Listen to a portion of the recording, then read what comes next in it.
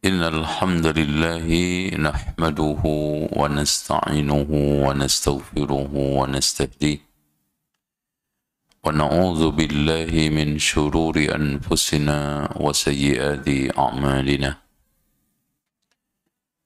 من يهده الله فلا مضل له ومن يضلل فلا هادي له أشهد أن لا إله إلا الله وحده لا شريك له وأن محمدا عبده ورسوله قال الله عز وجل يا أيها الناس اتقوا ربكم الذي خلقكم من نفس واحدة وخلق منها زوجها وبث منهما رجالا كثيرا ونساء واتقوا الله الذي تساءلون به والأرحام إن الله كان عليكم رقيبا وقال عز وجل يا أيها الذين آمنوا اتقوا الله وقولوا قولا سديدا يصلح لكم أعمالكم ويغفر لكم ذنوبكم ومن يطع الله ورسوله فقد فاز فوزا عظيما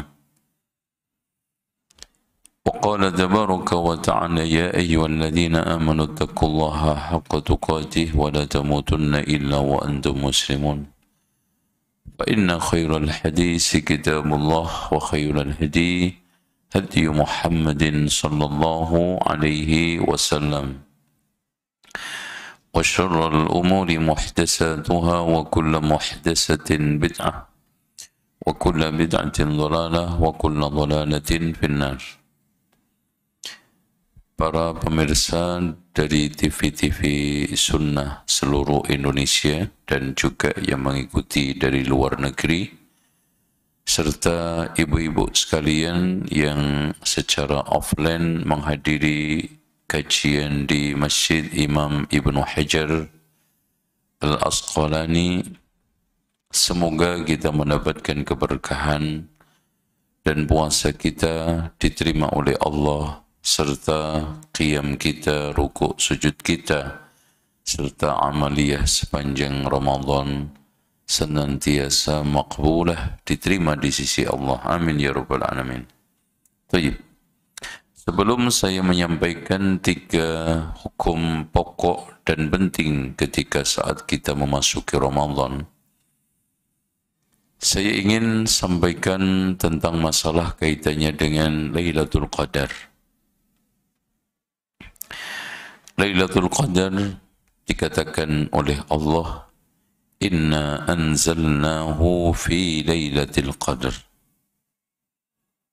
Dan itu terjadi rata-rata di malam ganjil, terutama malam 27. Karena memang Allah mengistimewakan alam ini selalu dengan angka 7. Kata Ibnu Abbas, langit diciptakan 7 lapis, bumi diciptakan 7 lapis, hari diciptakan juga 7 hari. Bahkan seorang itu dinyatakan bayi sempurna dan mulai diakikai ketika hari ke-7. Dan masih banyak lagi Allah menyempurnakan segala sesuatu itu pada hari ke-7. Dan Masya Allah, Lailatul Qadar itu angkanya kalau enggak salah 9 huruf. 9 kali 3 berapa, Bu? Bisa ngitung enggak? Ya, oke. Masih ingat enggak matematiknya? Jadi 9 kali 7 ternyata 27 juga. Coba Ibu hitung Lailatul Qadri. Ya. Itu hurufnya ada 9. Nah, Lailatul Qadar yang dikatakan oleh Allah khairun min alfi syahr. Dan Rasulullah juga mengatakan wa fihi lailatun khairun min alfi syahr, lebih baik daripada 1000 bulan. Maka kita harus kejar dengan qiyam, karena Rasulullah mengatakan man qama lailatul qadr imanan wa ihtisaban ghufira lahu ma taqaddama min dhanbih. Barang siapa yang qiyam Lailatul Qadar dengan iman dan ikhlas, maka diampuni dosa-dosanya. Dan juga kita kejar dengan i'tikaf. Ya. Makanya kata Aisyah, karena Rasulullah SAW idza dakhala al-ashr al-awakhir min Ramadan, ketika Rasulullah memasuki 10 terakhir dari bulan Ramadan, syadda mi'zarahu, mengencangkan ikat pinggangnya, sarungnya, wa ayqadha ahlahu, membangunkan keluarganya, wa ahya lailahu, menghidupkan malamnya. Apalagi kita nanti bahas i'tikaf. Dan yang tidak kalah pentingnya, ketika kita mendapatkan tanda-tanda malam itu adalah malam Lailatul Qadar, kita dianjurkan memperbanyak Allahumma, membaca doa Allahumma innaka afuun tuhibbul afwa fa'fu anni. Dan ini ditanyakan oleh Aisyah ketika itu, beliau bertanya, ya Rasulullah, andaikan kami menemukan Lailatul Qadar, apa yang harus lakukan? Quli, bacalah Allahumma innaka afuun tuhibbul afwa fa'fu anni. Dan ketahui juga, Bu, bahwa malam itu adalah malam, kata Allah di dalam surat Ad-Dukhan, fiha yufraqu kullu amrin hakim. Di malam itu Allah putuskan seluruh perkara-perkara dengan bijak. Maksudnya takdir. Makanya Lailatul Qadar juga disebut Lailatul Qadar karena turun takdir tahunan. Ya, turun takdir tahunan. Ya. Makanya mudah-mudahan takdir tahun ke depan ini lebih baik. Maka kita harus banyak berdoa. Kita harus kejar Lailatul Qadar. Ya. Karena takdir itu kan ada 5 takdir yang sifatnya azali, diputuskan sebelum diciptakan langit dan bumi 50.000 tahun.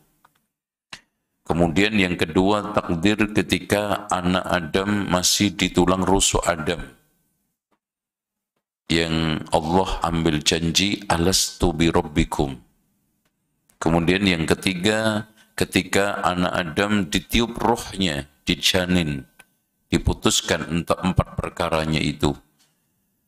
Ya. Kemudian yang keempat, takdir tahunan ini. Ya, setiap tahun Allah turunkan ke Baitul Izzah, ke langit dunia. Nah, yang kelima, takdir yang turun per hari. Ya, mudah-mudahan Allah berikan putusan-putusan takdir yang terbaik di tahun yang akan datang. Baik. Sekarang kita memasuki dulu tentang salat Idul Aidain, ya, Idul Fitri, Idul Adha. Secara umum, salat Idul Fitri dan Idul Adha itu adalah sunnah muakkadah. Menurut jumhur ulama, menurut sebagian ulama itu adalah wajib. Makanya jangan sampai ditinggalkan. Kemudian waktunya, kalau sholat Idul Adha agak dipercepat waktunya. Jadi setelah matahari terbit sepenggala, kira-kira 15-20 menit, udah langsung diadakan karena agar tidak terlambat dalam menyembelih kurban. Kalau Idul Fitri hendaknya diakhirkan. Untuk apa? untuk memberi kesempatan orang-orang yang belum bayar zakat. Karena bayar zakat, zakat itu dikasih waktu sampai imam naik mimbar. Paham? Ya. Dan waktunya itu sebaiknya 2 atau sehari dan lebih baik lagi di malam hari. Itu dikeluarkan. Ya. Kemudian dianjurkan kita itu bersama-sama keluarga kita keluar ke lapangan, ke tempat musalla, yaitu tempat yang ditetapkan untuk tempat sholat terbuka.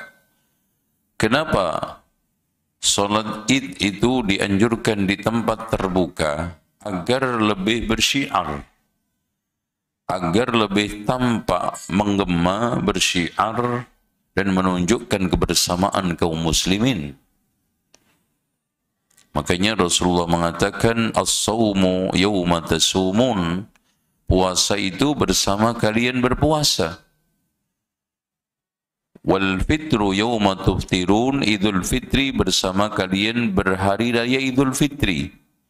Wal adha yawma tudahun, berhari raya idul adha bersama hari raya idul adha kalian. Bersama-sama. Ya. Jadi, jangan sampai kita sekarang ini menampakkan ketidaknyamanan, sudah mulainya aja berbeda, mulai berakhir berbeda juga. Nanti lapangannya juga ada yang di masjid, ada yang di lapangan. Ini menunjukkan umat Islam itu sudah tampak secara zahir, fisik itu nggak kompak. Apalagi batinnya, apalagi pikirannya.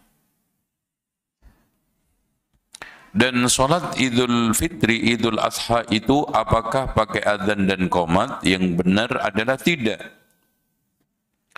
Berdasarkan hadis dari Ibnu Abbas dan juga Jabir, lam yakun yu'adzan yaumal fitri wala yaumal adha. Tidak diadzankan pada hari raya idul fitri, idul adha. Itu ya. Dengan demikian, suatu tindakan yang salah memulai sholat itu dengan apa? Dengan azan dan kemudian qomat. Tidak ada. Dan kalau idul fitri, idul adha, sholat dulu apa khutbah dulu, Bu? Hah? Bingung nih kayaknya jawabnya. Sholat dulu, baru khutbah. Kenapa? Ayo jawabannya. Ada nggak yang bisa jawab? Kalau bisa jawab, dapat hadiah. Yang bayar yang ngantuk. Iya, yang ngantuk kena punishment. Yang melek kan dapat reward. Karena hukum khutbah idul fitri, idul adha itu sunnah. Bahkan orang habis sholat, Rasulullah katakan, man ahabba falyaslis, wa man ahabba falyadhab. Siapa yang suka duduk silakan, yang pergi silakan, karena khutbah itu sunnah. Sementara di dalam Jum'ah itu, sholat dulu apa khutbah dulu? Khutbah dulu. Kenapa? Karena khutbah dan mendengarkan khutbah itu wajib. Gitu ya. Nah, sekarang tata cara sholat idul fitri, idul adha yang tadi. Ya. Pertama 2 rakaat. Kemudian ada takbiratul ihram, kemudian setelah itu takbiratul ziyadah. Maksudnya takbir tambahan, rakaat pertama 7, rakaat yang kedua 5. Berarti ada 12.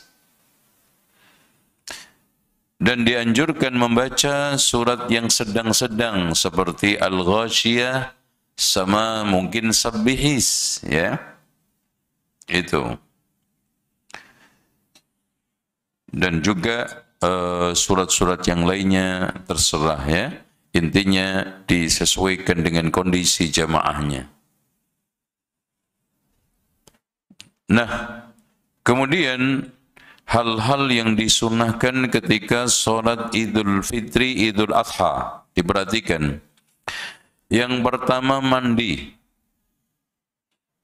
Ya, kecuali orang yang ketika itu, Masya Allah, Idul Fitri atau Adha pas hari Jum'ah udah begitu, tadi ada hubungan intim. Jadi ibu tidak perlu mandi 3 kali. Mandi junub, mandi Jumat, mandi Id. Itu nanti dijamin gak akan bakal ikut sholat karena masuk angin. Jadi cukup sekali, yaitu apa? Junub, karena yang gede aja udah hilang, yang wajib udah kena, apalagi yang sunnah, yaitu Jum'ah sama Id. Terus mengenakan pakaian paling bagus, tidak harus baru, paling bagus, tidak paling baru. Tolong diperhatikan. Paling bagus. Dan kita berias murni untuk syiar dan perintah Allah, bukan pamer kepada tetangga. Ya. Kadang-kadang Idul Fitri itu digunakan untuk ajang pamer gelang kalung kewang. Kemudian tas. Ke Idul Fitri aja membawa tas apa? Hermes, Masya Allah. Oh, keren. Ya. Terus tas Gucci. Oh, ya. Ini kita bukan sedang berpamer mewah.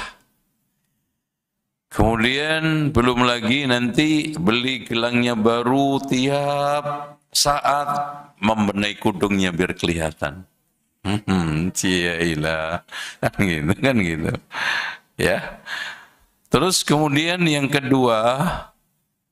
ketiga, makan sebelum sholat untuk Idul Fitri. Kenapa? Sebagai tanda kita itu sudah tidak puasa. Dan dianjurkan dengan kurma dengan bilangan ganjil. Tolong diperhatikan, Bu. Dianjurkan makan kurma dengan bilangan ganjil itu hanya untuk sholat, menjelang sholat Idul Fitri ini. Untuk buka terserah, mau ganjil genap, nggak ada keutamaannya. Ini buka sahur juga sama. Mau ganjil, mau genap, tidak ada keutamaannya. Yang hanya dianjurkan ganjil itu ketika mau berangkat sholat Idul Fitri. Adapun Idul Adha dianjurkan makan setelah sholat. Kenapa? Biar semangat menyembelih kurban dan semangat apa? Bakar satenya. Wah, kan lapar kan? Kalau orang lapar kan nafsu nyembelihnya jadi tumbuh, nafsu makannya juga jadi tumbuh. Kemudian dianjurkan ke tempat sholat itu berjalan kaki. Sambil bertakbir, berangkat lewat satu jalan, pulang dari jalan lain. Ya. Kemudian setelah itu membaca takbir karena Allah mengatakan walitukmilul iddata walitukabbirullaha ala ma hadakum وَلَعَلَّكُمْ تَشْكُرُونَ. وَلِتُكْمِلُوا الْعِدَّةِ, menyempurnakan jumlah Ramadan. Kemudian takbir atas hidayah yang diberikan Allah. Mudah-mudahan kita termasuk orang-orang yang bersyukur. Ya. Dan tolong diperhatikan, waktunya Idul Fitri dan takbir itu lebih singkat dari mulai menurut sebagian ulama terbenam matahari malam Id. Malam itu sampai imam naik mimbar. Sudah habis. Adapun Idul Adha berbeda. Ada takbir mutlak dari tanggal 1 sampai 9. Ada takbir muqayyad 9 sampai tanggal 13. Itu setiap setelah sholat dianjurkan untuk takbir, mengiring-iringi sholat wajib. Ya. Saya kira itu, dan sekarang kita memasuki zakat fitrah. Nanti kita akhiri dengan apa? Ini i'tikaf secara rinci ya.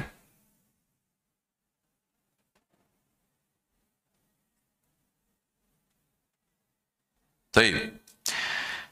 Zakat fitri, zakatul fitr wajib. Zakat fitrah itu wajib bagi setiap muslim. Berdasarkan hadis dari Ibnu Umar, qala farada Rasulullah sallallahu alaihi wasallam zakatul fitri sa'an min tamrin. Rasulullah mewajibkan memfardukan zakat fitrah satu sa'. Satu sa' itu berapa, Bu? 4 kali ini apa? Cabukan tangan kita, atau ukuran liternya itu 1,2 ya, segini apa? 1,2 sama. 2,5 ya, 2,5 kilo ya. 2,5 liter atau 2,4 lah.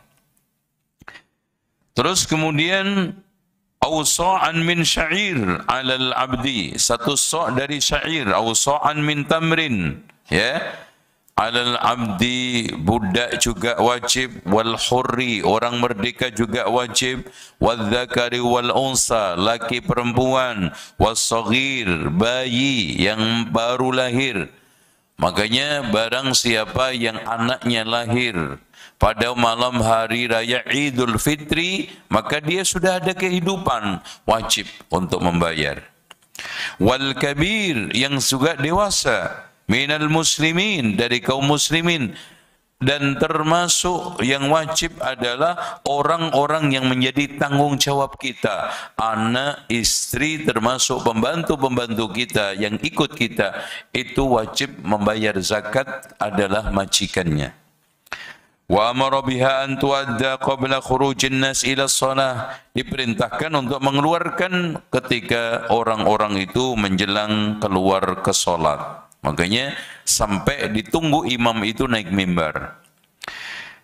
Hikmahnya kenapa kita itu harus bayar zakat fitrah atau fitri? Kata Ibnu Abbas, farada Rasulullah sallallahu alaihi wasallam, Rasulullah memfardukan zakat al-fitri, zakat fitr, tuhratan lis-sha'im, sebagai pencuci bagi orang puasa, minal lahwi war rafas, dari kesia-siaan dan juga dari rafas. Rafas itu mungkin kita melakukan hal-hal yang sifatnya bermesraan dengan istri, apalagi bercumbu ya, itu bisa merusak puasa.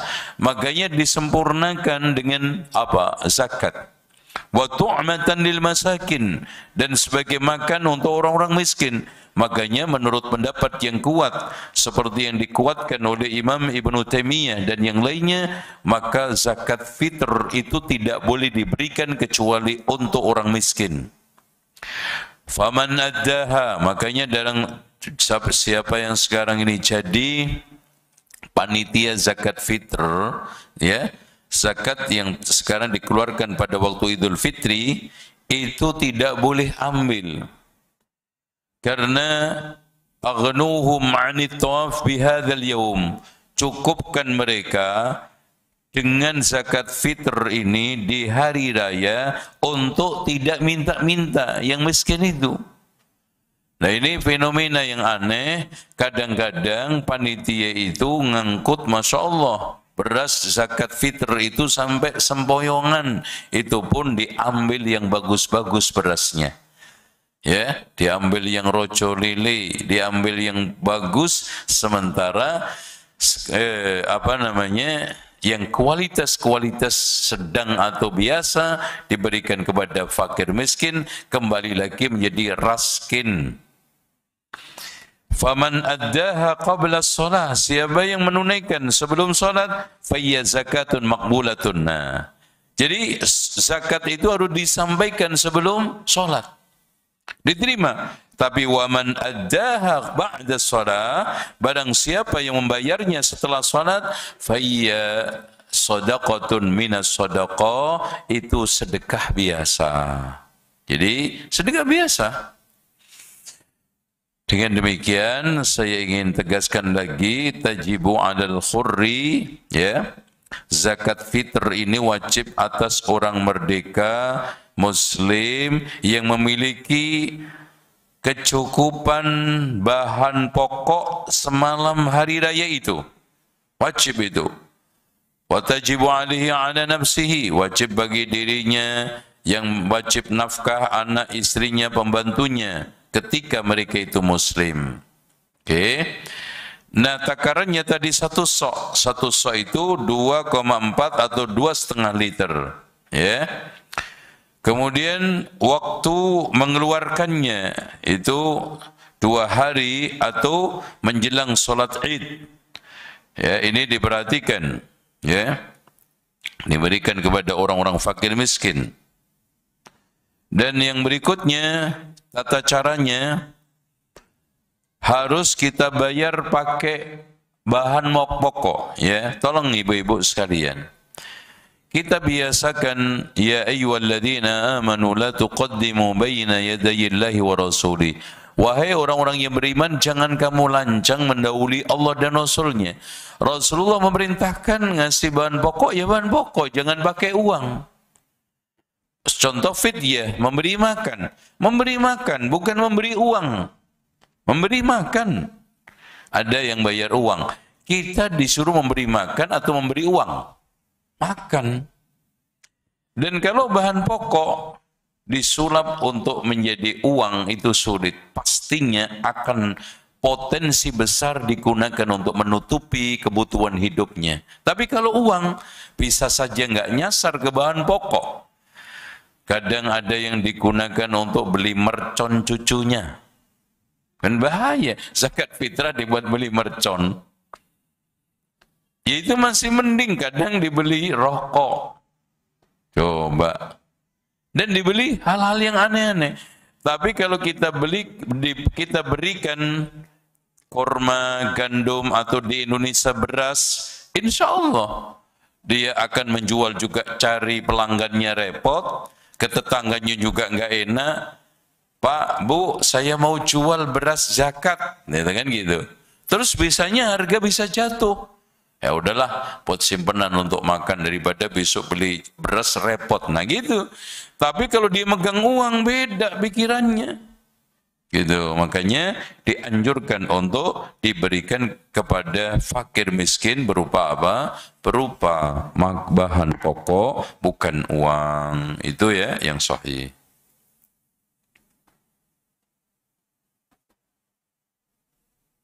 Ya.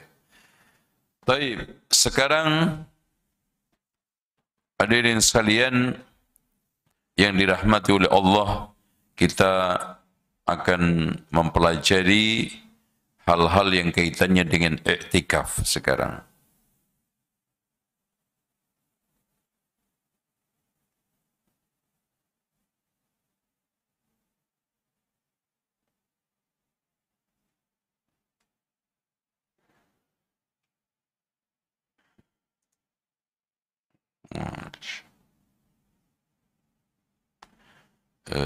Masya Allah. Ini maaf Bu ya. Taib. Ini ada tadi malam anak-anak geng motor bawa celurit, bawa pedang di depan kompleks Samara. Ya Allah, ini udah niru-niru di mana? Nyekat lawannya atau apa ini, mau tawuran apa? Nauzubillah. Nauzubillah, remaja kita ini sudah rusak. Nasallahu-al-afiyah. Ini tanggung jawab pendidikan. Pendidikan orang tua, pendidikan sekolah ini udah kosong dari moral ya. Subhanallah, subhanallah. Ya, nasallahu-al-afiyah. Makanya ibu-ibu, bapak-bapak ini jaga putra-putrinya ya. Sekarang pergaulan itu ngeri ya. Baik. Bapak Ibu sekalian yang dirahmati Allah, i'tikaf adalah ibadah sunnah yang amat dianjurkan ketika 10 terakhir Ramadan. Ya, ibu-ibu yang nggak umroh nanti bisa itikaf di sini. Kan AC-nya enak, karpetnya hangat, kan gitu. Sekarang aja ada yang keliup-keliup. Nah, itu ya. Insya Allah nanti di sini juga ada panitia yang sigap dan ada beberapa tausiah, ada beberapa apa namanya baca kitab, dan yang tidak kalah pentingnya adalah sholat tarawih dengan imam yang bacaannya ayat-ayat yang cukup panjang, tidak hanya inna sama kulhu. Muter-muter masjid inna kulhu sampai anak kecil aja udah hafal kalau kulhu pasti rakaat terakhir. Langsung dia lari-lari nyusul. Biasanya kan anak-anak itu nunggu main-main. Kulhu wallah, wah udah terakhir nih, masuk. Ya. Taib. Iktikaf tidak pernah ibadah yang tidak pernah ditinggalkan Rasulullah ketika 10 terakhir. Sejak Allah memerintahkan dan menganjurkan Rasulullah SAW ya untuk melakukan berbagai macam dakwah di Madinah, itu Rasulullah walaupun jihad, walaupun ini tidak pernah meninggalkan i'tikaf.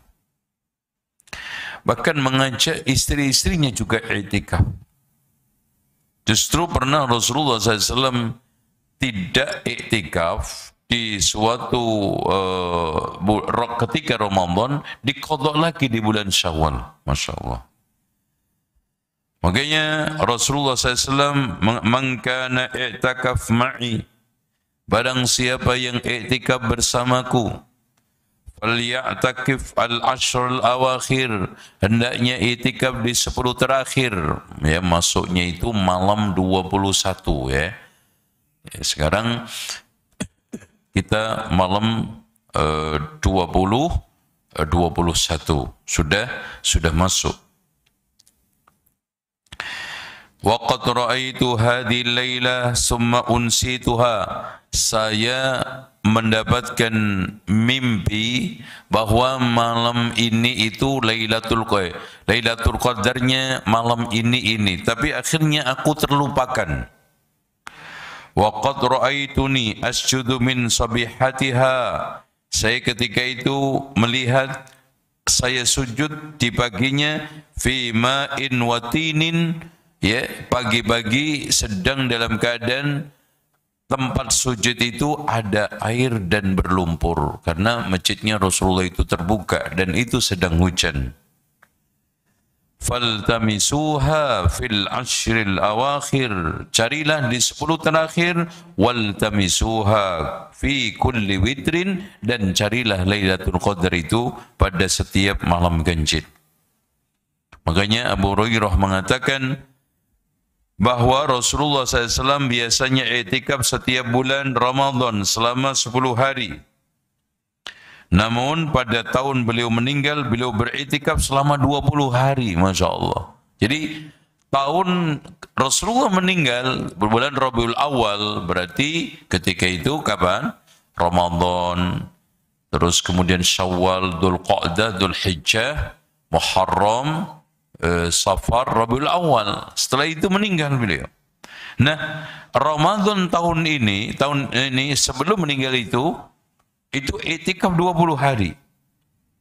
Dari Aisyah bahwa beliau berkata, Rasulullah SAW selalu i'tikaf pada 10 akhir bulan Ramadan hingga beliau wafat. Kemudian istri-istri beliau juga i'tikaf setelahnya. Jadi i'tikaf itu bukan hanya untuk laki-laki, bahkan untuk perempuan juga. Hikmahnya, kelurusan hati menuju Allah sangat bergantung pada kuat dan tidaknya hati berkonsentrasi mengingat Allah. Nih. Dan kekuatannya di dalam mengurai kusutnya hati dengan menyerahkan diri secara totalitas kepada Allah. Ada beberapa hal yang bisa menjadikan hati itu berkonsentrasi yang akhirnya kusutnya hati pun terurai, yaitu dengan tidak makan dan minum secara berlebihan. Makanya di antara para ulama mensyaratkan iktikaf itu harus puasa. supaya klop. Mengurai banyak tidur. Makanya orang itu kalau banyak makan, banyak tidur, banyak bicara, hatinya keras. Karena banyak makan, banyak minum, banyak tidur, banyak berbicara, akan melumpuhkan, bahkan membutakan hati. Sehingga akan menghambat perjalanannya menuju Allah.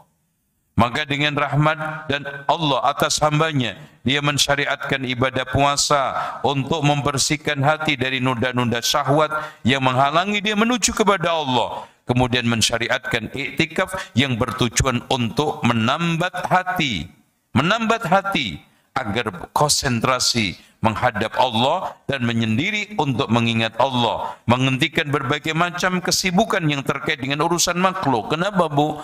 Karena banyak berurusan dengan makhluk, bikin keruh dan sakit hati. Berurusan dan konsentrasi munajat berhubungan dengan Allah, bikin sehat dan bersih hati. Tuh kan gitu. Makanya, sehingga gundah luka hati dapat disembuhkan. Karena kalau hubungan sama orang itu adanya mangkel, adanya kesel, ketemu ini cuget, ketemu ini judes, ya kan? Nggak ada kalau orang ceritanya ketemu Allah itu mangkel. Tahajud mangkel ketemu Allah, nggak ada.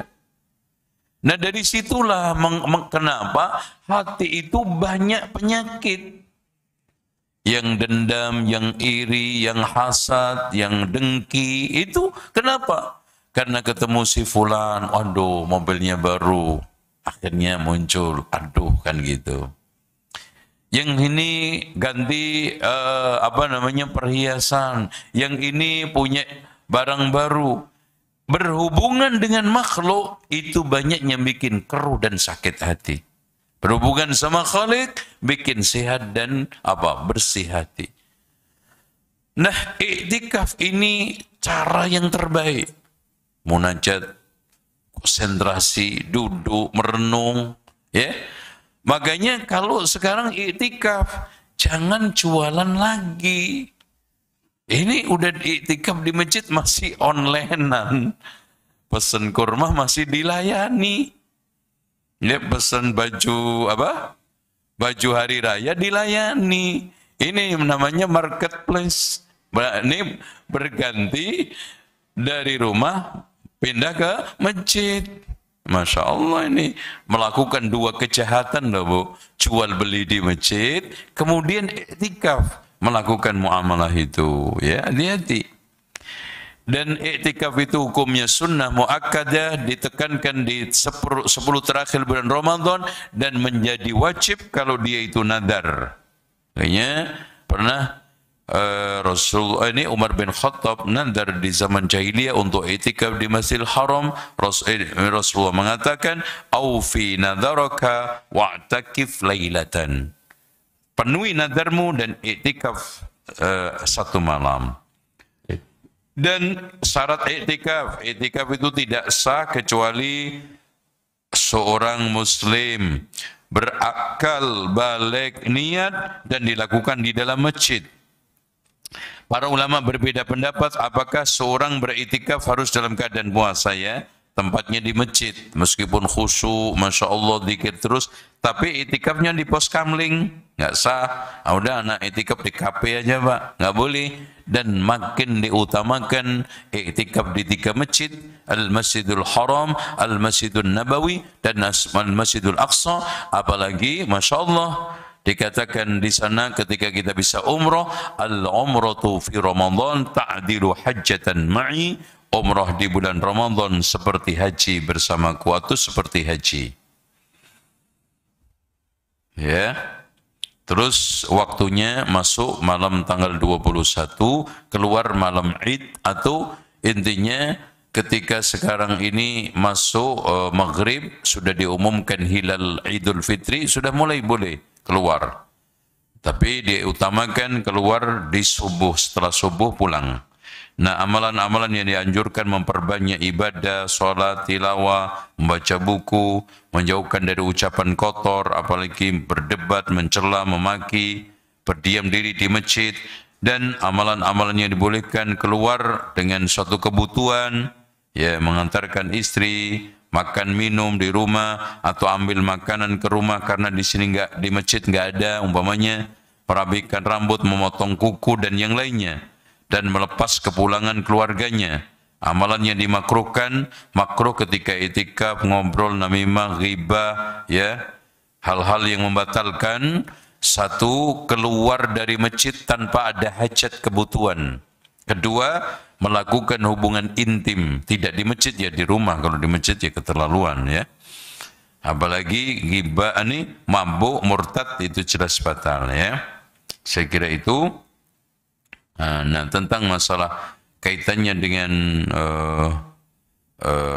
hal-hal yang sekarang ini, masjid itu dianjurkan minimal masjid yang ada jum'ahnya, biar laki-laki yang berkewajiban jum'ah dan jamaah tidak perlu keluar ketika sholat jum'ah. Jadi cari masjid yang ada sholat jum'ahnya. Saya kira itu, dan kita buka tanya jawab, silahkan. Baik, jazakallahu khair wa barakallahu fiik Ustaz atas ilmu yang telah disampaikan kepada kami semua. Mudah-mudahan bisa kami amalkan dan mudah-mudahan jadi pemberat timbangan kebaikan di akhirat kelak. Amin ya rabbal alamin. Kita menuju ke pertanyaan Ustaz. Baik, kami ke pertanyaan jamaah di masjid dulu Ustaz. Assalamualaikum warahmatullahi wabarakatuh. Berkaitan dengan kunut Ustaz, kunut witir itu dibaca dari awal Ramadan atau pertengahan Ustaz? Silakan Ustaz. Tayyib, ini adalah masalah khilafiyah di antara para ulama. Imam Asy-Syafi'i menganjurkannya di separuh terakhir Ramadan. Tapi wallahu a'lam bishawab, berdasarkan hadis yang diriwayatkan dari Hasan atau Husain, cucunya Rasulullah, anaknya Ali bin Abi Thalib. Beliau mengatakan, "Allamani Rasulullah SAW doa al-qunut fil witri, Allahumma tini fi man hadait." Rasulullah mengajarkanku doa kunut witir, Allahumma tini fi man hadait, mutlak.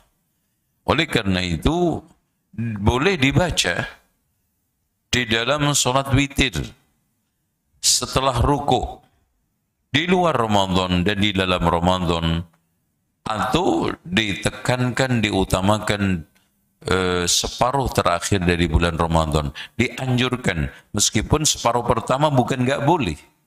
Ditekankan, dianjurkan. Seperti itikaf, kapan aja boleh. Cuman ditekankan, dianjurkan 10 terakhir dari bulan Ramadan. Begitu penjelasan. Wallahu a'lam bishawab. Baik Ustaz, jazakallahu khair, barakallahu fiik atas jawabannya. Ini ada pertanyaan seputar zakat fitri. Assalamualaikum Ustaz, mohon izin Ustaz. Apakah zakat fitri yang dahulu tak terpenuhi harus dibayarkan double pada tahun ini Ustaz? Mengingat kondisi waktu itu memang sangat sulit untuk ana dan istri bersama 8 orang anak dan juga ibu yang seorang janda. Adapun pekerjaan suami serabutan, kadang untuk makan saja kami tidak ada Ustaz. Mohon arahannya Ustaz. Tayyib. Tidak wajib orang tersebut untuk membayar zakat yang kemarin. Kalau sekarang berkecukupan dibolehkan, kalau enggak juga tidak wajib. Intinya seorang itu wajib membayar zakat fitr ketika dia punya lebih, ketika malam hari raya Idul Fitri sampai besok, untuk cukup, tidak minta-minta, tidak berkekurangan. Tapi kalau dia berkekurangan, maka tidak perlu untuk bayar zakat. Wallahu a'lam. Baik, jazakallahu khair Ustaz atas jawabannya. Yang selanjutnya, bagaimana dengan orang yang membiasakan nyekar pada waktu tertentu sebelum dan sesudah Ramadan Ustaz? Bagaimana hukumnya Ustaz? Tayyib. Ziarah kubur itu dianjurkan kapan saja, mutlak. Karena Rasulullah SAW mengatakan secara mutlak, Zurul kubur fa innaha tudzakkirul akhirah. Ziarahlah kuburan karena itu mengingatkan akhirat. Makanya ziarah kubur itu dianjurkan, isinya, sunnahnya itu ada 4. Satu, mengucapkan salam kepada penghuni kubur dengan mengatakan assalamualaikum ya ahlad diyar minal mu'minina wal muslimin wa inna insyaallah bikum lahiqun nas'alullaha lana wa lakumul afiyah. Kemudian mendoakan kepada si mayit, kepada penghuni kubur semua, Allahumma ighfir lil muslimina wal muslimat wal mu'minina wal mu'minat, Allahumma, dan seterusnya ya. Allahumma sabbithum, Allahumma ighfir lahum, wa'fu anhum, dan seterusnya. Kemudian kita gunakan untuk muhasabah. Karena dari doa salam tadi, wa inna insyaallah bikum lahikun. Insyaallah kami sebentar lagi nyusul. Masya Allah, ya Allah. Salat saya, perilaku saya, ngaji saya, kelakuan saya, itu jadi begitu, muhasabah. Nah, yang keempat, tazkirul akhirah, untuk mengingatkan akhirat. Ana sebentar lagi mati, nanti surga atau neraka, atau nasib saya nanti di akhirat, di mahsyarnya, di timbangannya kayak apa. Tudzakirul akhirah, itu tujuan ziarah kubur. Nah, makanya kalau sekarang hanya dibatasi seminggu sebelum Ramadan, seminggu sebelum Id, ini hanya tradisi dan otak-atik gaduh, hanya mencoba untuk mereka-reka, menerka-nerka dari cerita-cerita horor di tengah masyarakat. Katanya roh nenek moyangnya itu gentayangan kalau hari-hari besar. Dan bahkan lebih spesifik lagi katanya rohnya pengen pulang, makanya sanak familinya minta jemput. Jadi makanya orang-orang kampung itu kalau ditanya lagi mau kemana bapak ibu, ini mau jemput mbah, gitu, dijemput. Cara pancingan jemputnya biasanya ditabur pakai apa? Bunga. Kalau setelah itu biasanya disiram sekendi air dengan tujuan biar maknya adem. Terus kemudian setelah adem pulang itu lancar lempeng. Nah, kalau nggak punya kendaraan, jemputnya pakai apa? Biasanya digendong. Nah, itu kan gitu, ya. Nah, inilah pikiran-pikiran yang hanya lewat dari berbagai macam cerita yang beredar di masyarakat dijadikan sebagai tradisi. Adapun di dalam Islam tidak ada pembenarannya, tidak ada dalilnya, gitu ya. Wallahu a'lam bishawab. Baik, jazakallah. Dan ini namanya, kalau sebelum Ramadan namanya ruahan karena disebut dengan arwah. Makanya Sya'ban itu disebut dengan bulan ruah. Karena tempat orang itu berselancar untuk berkomunikasi dengan roh-roh leluhurnya. Nah, ini kan sama seperti animisme jadinya. Nah, kalau sebelum itu namanya nyekar, gitu ya. Itu bedanya nyekar sama ruahan. Allah. Baik, jazakallah ya Ustaz atas jawabannya. Kembali ke pertanyaan online ini Ustaz. Apa maksudnya kalau sahur boleh dilanjutkan pada saat azan Ustaz? Ini dari Tasikmalaya ini Ustaz. Ya, ini hadis Rasulullah SAW yang dihasankan oleh para ulama, diantaranya adalah Syekh Nasruddin Al-Albani. Rasulullah SAW mengatakan, "Idza sami'a ahadukum an-nida' wal ina'u fi yadihi fala yadh'u hatta yaqdiya hajatahu minhu." Jika di antara kalian mendengarkan azan sementara wadah makan minum sedang ada di tangannya, maka jangan diletakkan, dihentikan, kecuali sampai dihabiskan. Ya, sampai dihabiskan. Artinya, mungkin orang sedang asyik makan, kurang 2-3 suap, ya, beberapa suap, ya, lanjutin gitu loh, ya. Jangan dihentikan, apalagi yang di mulut dimuntahkan. Enggak. Bahkan namanya orang makan takut kesedak, minum. Apalagi minumnya itu tinggal setengah seperempat, lanjutkan. Itu maksudnya. Bukan sekarang dengar adzan baru ambil piring. Dengar adzan baru bikin jus. Ya gitu ya. Dari sini juga sebagai penguat sekalian, tidak tepat dan itu merupakan suatu hal yang bertentangan dengan ketetapan syariat. Orang diaba-aba imsak 10 menit sebelum adzan nggak boleh makan. Karena Rasulullah sendiri mengatakan, "Kulu washrabu hatta yu'adzina Ibnu Ummi Maktum, fa innahu la yu'adzin hatta yuqala asbahta asbahta." Makan minumlah untuk sahur sampai Ibnu Ummi Maktum mengumandangkan azan, sampai mengumandangkan azan. Hadis ini ada di dalam Bukhari dan Muslim. Karena Ibnu Ummi Maktum itu tidak azan sampai dikatakan sudah masuk subuh. Oh kan, Masya Allah. Dari situ kita dibolehkan makan minum meskipun sudah diumumkan imsak. Kadang 10 menit. 10 menit itu saya takar itu ternyata cukup satu pisang kena. Terus 5 butir kurma kena. Minum 1 gelas. Itu cukup sekali. Itu kan iman banget kan? Iman itu ya. Dengan demikian sampai adzan Ibnu Ummi Maktum. Wallahu a'lam bishawab. Baik, jazakallah khair Ustaz atas jawabannya. Pertanyaan dari jamaah, mohon izin bertanya Ustaz, apakah hukum berenang untuk terapi karena suatu penyakit di bulan Ramadan Ustaz? Karena dianjurkan oleh dokter 2 kali sepekan. Ya, berenang boleh asalkan nggak mangap. Ya, ya, berenang mangap terus masuk. Ya, adapun masuk ke telinga, ini masuk ke mana? Ke mata, ke telinga, atau mungkin potensi kesedak. Yang paling penting nggak masuk ke dalam mulut. Terus kemudian masuk ke perut.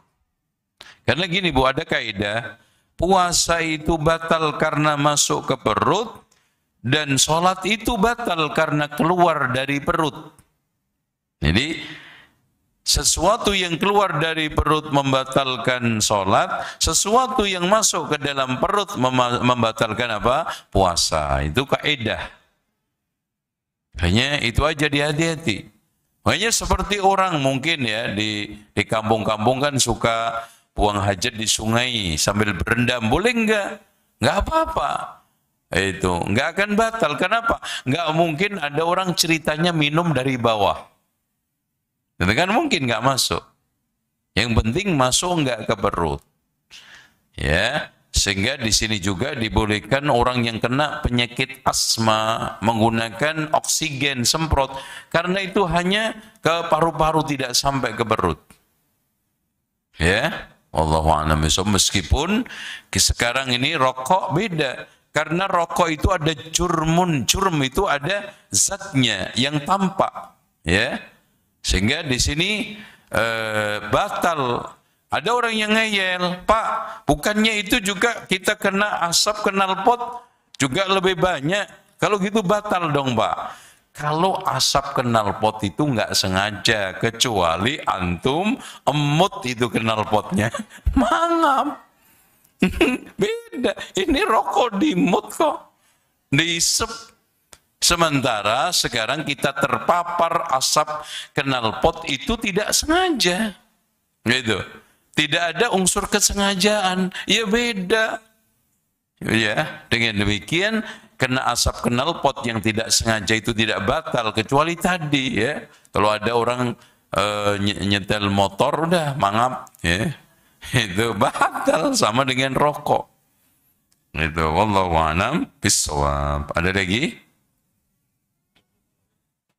Cek. Jazakallah khair atas jawabannya. Kita kembali ke pertanyaan online Ustaz. Ya. Apakah diperbolehkan wanita yang haid di bulan Ramadan ini untuk merojaah hafalan Al-Qur'annya dengan memakai tafsir Al-Qur'an Ustaz? Sebetulnya nggak usah tafsir, pakai aja HP. HP itu bukan mushaf. Oleh karena itu, Allah berikan kemudahan bagi orang-orang haid nifas dengan teknologi sekarang, Masya Allah, yang tidak ditemukan oleh orang-orang zaman dahulu.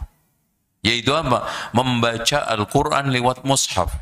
Karena ulama-ulama kontemporer telah menegaskan bahwa Al-Quran yang ada di HP itu bukan mushaf. Statusnya seperti seorang menghafal Al-Quran. Tampak ketika dibaca, tampak enggak, hilang. Begitu juga, ini dibaca, ditutup, hilang. Makanya bukan mushaf. Oleh karena itu, wanita haid dan nifas dianjurkan untuk membacanya lewat HP. Wallahu a'lam. Baik, jazakallah ya Ustaz. Nyambung pertanyaan yang nyekar tadi Ustaz. Yeah. Nah ini pada saat mudik lebaran mertua kami selalu menyuruh keluarga untuk ziarah kubur karena sudah tradisi. Bagaimana sikap kita Ustaz? Ya nggak apa-apa. Sekarang kita niat dari Jakarta, dari Kalimantan, Sumatera kan niatnya mudik. Sudah di rumah, ziarah kubur. Ya, boleh sebelum Ramadan, Id, setelah Id. Itu. Intinya kita tidak melazimkan dan tidak meyakini bahwa waktu utama ziarah kubur itu adalah waktu itu. Itu aja. Sementara innamal a'malu binniyat. Ya. Oleh karena itu, dalam hal ini dibolehkan, boleh-boleh saja satu, asalkan dia dari tempat rantau itu niatnya adalah mudik, tidak sama sekali ada niat untuk ziarah kubur. Kalau niatnya itu, maka orang-orang yang jauh merantau niatnya hanya nyekar ziarah kubur, masuk ke dalam hadis Rasulullah, la tushaddur rihal illa ila thalathati masajid. Tidak boleh kita mengadakan tur ibadah, perjalanan ibadah kecuali 3 masjid, Masjidil Haram, Masjid Nabawi, Masjidil Aqsa. Makanya orang yang ziarah kubur ke Masjid Nabawi bukan niatnya dari Indonesia, tapi karena sudah di Medina, maka sekalian kita ziarah kubur Rasulullah, Abu Bakar, Umar, dan juga ke Baqi, dan juga sekaligus kemana? Ke Uhud, gitu loh. Bukan dari Indonesia. Itu yang kita harus camkan. Dan ini semua masuk ke dalam innamal a'malu binniyat. Ini di dalam rangka untuk memperbaiki bagaimana tata cara ziarah kubur yang benar dan kita tidak terjebak dan tercebur ke dalam penyimpangan, ya. Wallahu a'lam. Baik, jazakallah ya Ustaz. Bagi pemirsa silakan mengirimkan pertanyaan ke 081180333389. Kita ke pertanyaan online ini. Yeah. Assalamualaikum Ustaz, semoga Ustaz selalu dalam keridhaan Allah Subhanahu wa taala. Saya mau bertanya Ustaz, untuk sholat tarawih ini Ustaz atau sholat sunnah yang lainnya, pendapat yang lebih kuat itu duduk iftiros atau tawarruk Ustaz? Jazakallah khair. Ya, soal masalah ini Syekh Utsaimin tidak bisa menterjih. Makanya sampai beliau mengatakan kadang-kadang iftiros boleh, kadang-kadang kita itu tawarruk boleh. Namun ketika kita berjamaah ikut imam, ketika imam iftiros kita ikut iftiros, tawarruk agar kita mendapatkan sunnah innama ju'ilal imamu liyu'tamma bihi. Imam itu dijadikan untuk diikuti, itu ya. Wallahu a'lam. Baik Ustaz, jazakallah khair. Izin bertanya selanjutnya nih Ustaz dari jamaah, jika sholat tarawih di masjid yang suka ada selawatan-selawatannya begitu Ustaz, yang tidak sesuai sunnah, apakah dibolehkan? Sementara masjid yang sunnah agak jauh Ustaz dari rumah.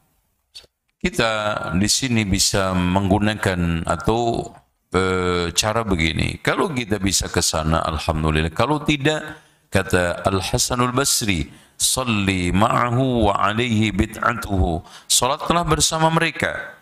Jangan ikuti bid'ahnya. Bid'ah yang menanggung mereka. Itu aja.